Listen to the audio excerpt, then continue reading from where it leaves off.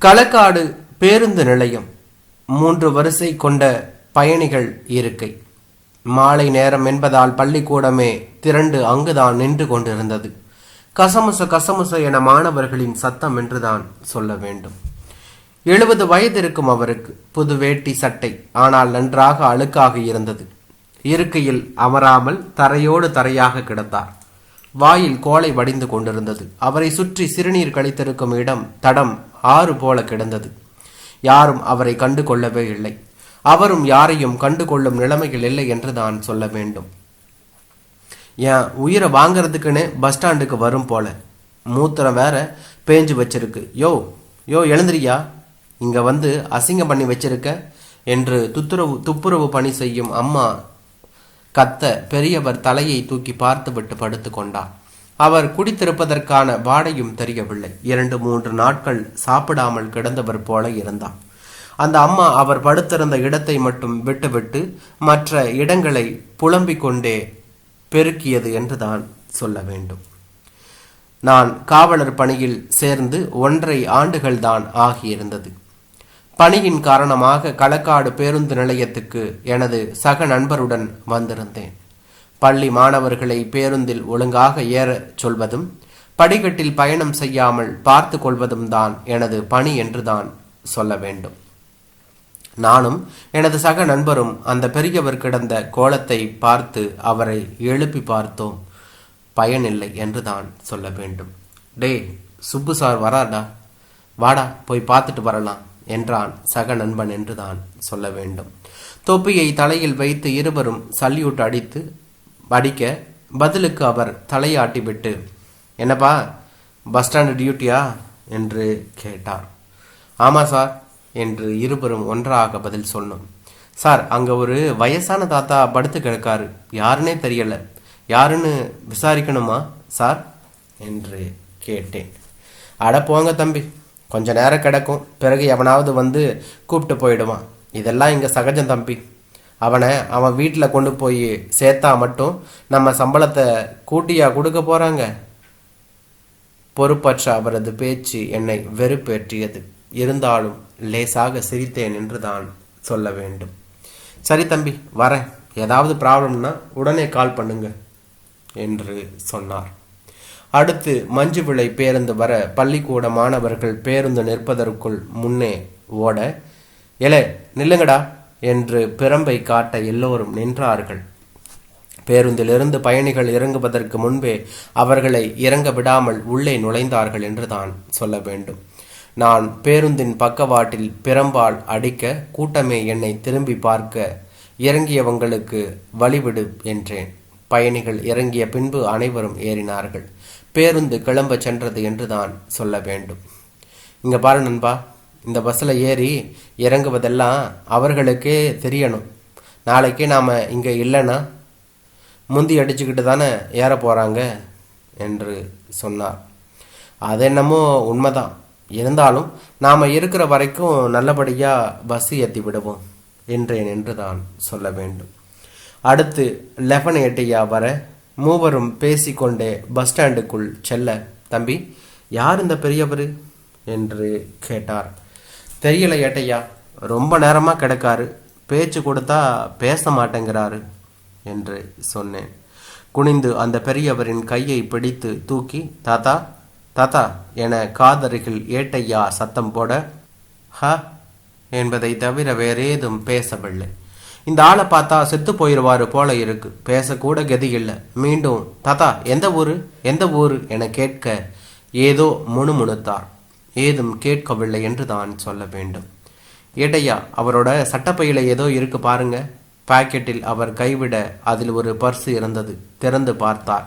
ஒரு 10 ரூபாய் நோட்டும் 2 20 ரூபாய் நோட்டும் இருந்தது. அதை வெளியில் எடுத்தவுடன் பெரியவரின் கை அதை பறிக்க வேகமாக வந்தது என்று தான் சொல்ல வேண்டும். நாங்கள் ஒன்றும் உங்கள் பைசாவை கொண்டு போக மாட்டோம், நீங்கள் எந்த ஊர் சொல்லுங்க என்று கேட்டார். கடம்போ என்றார். எனக்கு ஏதும் புரியவில்லை. ஏட்டையா கடம்போடு வாழ்வா என்றதும் ஆமா என்று தலையசைத்தார். உங்க பேரு? ஆறுமுகம் என்றார். அவரது சட்டை பையில் பர்ஸை வைத்துவிட்டு தள்ளி வந்து, கடம்போடு வாழ்வு ஃப்ரெண்டு ஒருத்தன் உண்டு, என செல்போனில் நம்பரை தேட ஆரம்பித்தார். சிறிது நேரத்தில், ஹலோ, நான் லெஃபன் பேசுகிறேன், ஒரு சின்ன ஹெல்ப். என்னடா சொல்லு. உங்கள் ஊரில் ஆறுமுகன்னு ஒரு பெரியவர் தெரியுமா? தெரியும்டா, கோயில் தெரு என்று சொன்னான். ஓகேடா, அவங்க வீட்டு மொபைல் நம்பர் வாங்கி கொடு என்று கூறி ஃபோனை கட் செய்தார் என்று தான் சொல்ல வேண்டும். ஏட்டையா, இங்கே கடம்போட வாழ்வு போகிறவங்க யாராவது இருக்காங்கன்னு கேட்போமா என்று கேட்டேன். சரி கேளு என்று சொன்னார். தம்பி, கடம்போடு வாழ்வு போகிறவங்க யாராவது இருக்கீங்களா என கேட்டேன் என்று தான் சொல்ல வேண்டும்.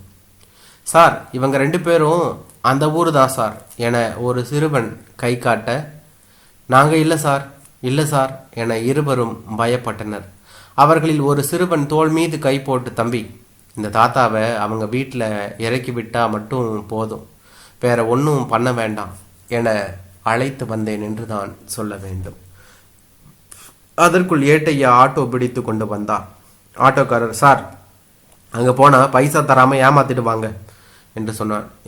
போப்பா, இந்த தாத்தாவை இறக்கி விடு, பைசா தருவாங்க. நான் ஃபோனில் பேசிட்டேன், ஒரு வேலை தரலன்னா பஸ் ஸ்டாண்டு வா, நான் தரேன் என்றார் ஏட்டையா என்று தான் சொல்ல வேண்டும்.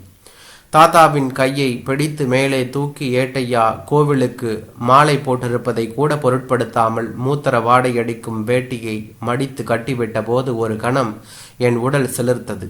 அந்த தாத்தாவை ஆட்டோவில் ஏற்றி அவருக்கு இருபுறமும் சிறுவர்களை அமர்த்தி தாத்தாவை முன்னால சாய விடாம பிடிச்சுக்கோப்பா என அனுப்பி வைத்தோம்.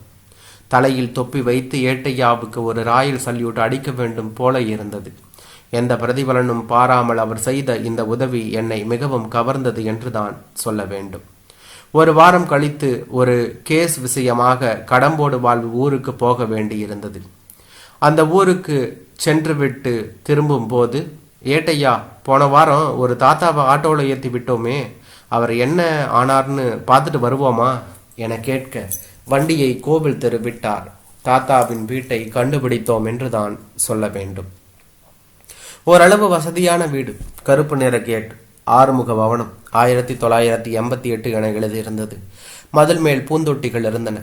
கேட்டை திறந்து உள்ளே சென்றதும் ஒரு அம்மா, வாங்க சார், வாங்க சார் என வரவேற்க, ஏமா, இங்கே ஆறுமுகன்னு ஒரு வயசான தாத்தா இருந்தாரு, எங்கம்மா என்று கேட்டோம்.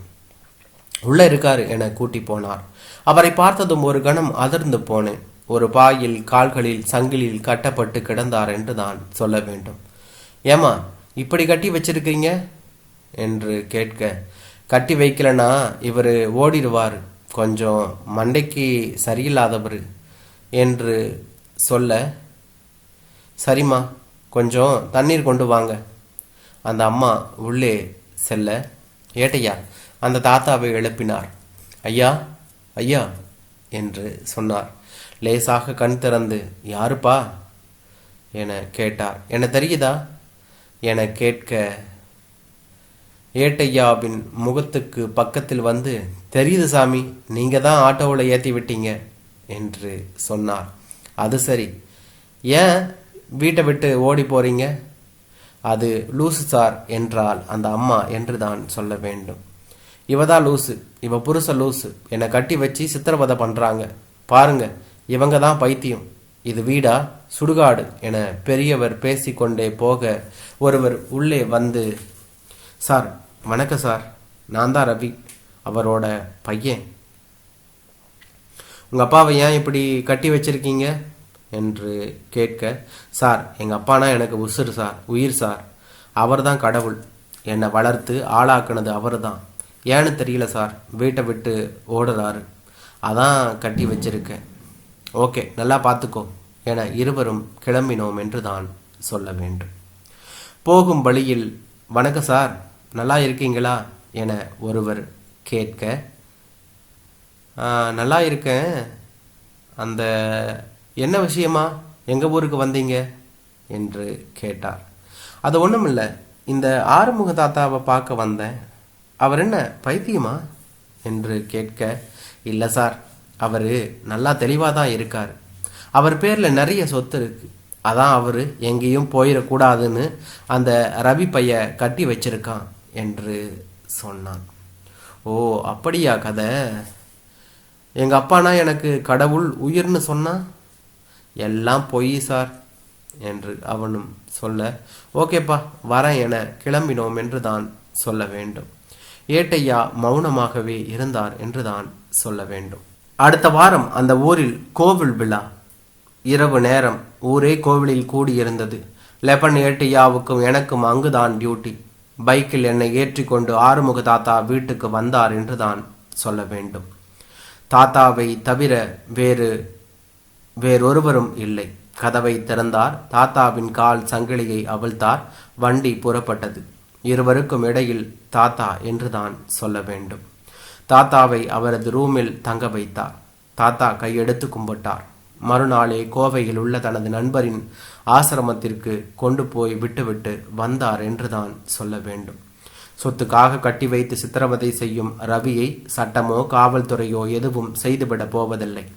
ஏதாவது கேட்டால் என் அப்பா என் உரிமை கொண்டாடுவான் என்பதை அறிந்து அந்த தாத்தாவின் கால் விலங்கை உடைத்து அவரை கரை சேர்த்த லெபன் ஏட்டையா என்னை பொறுத்த வரையில் கடவுள்தான்.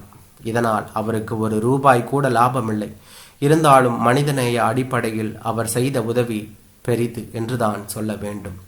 கடவுள்கள் பூமியில் வாழதான் செய்கிறார்கள், லெபன் ஏட்டையா வடிவில் என புரிந்து கொண்டேன் என்றான்.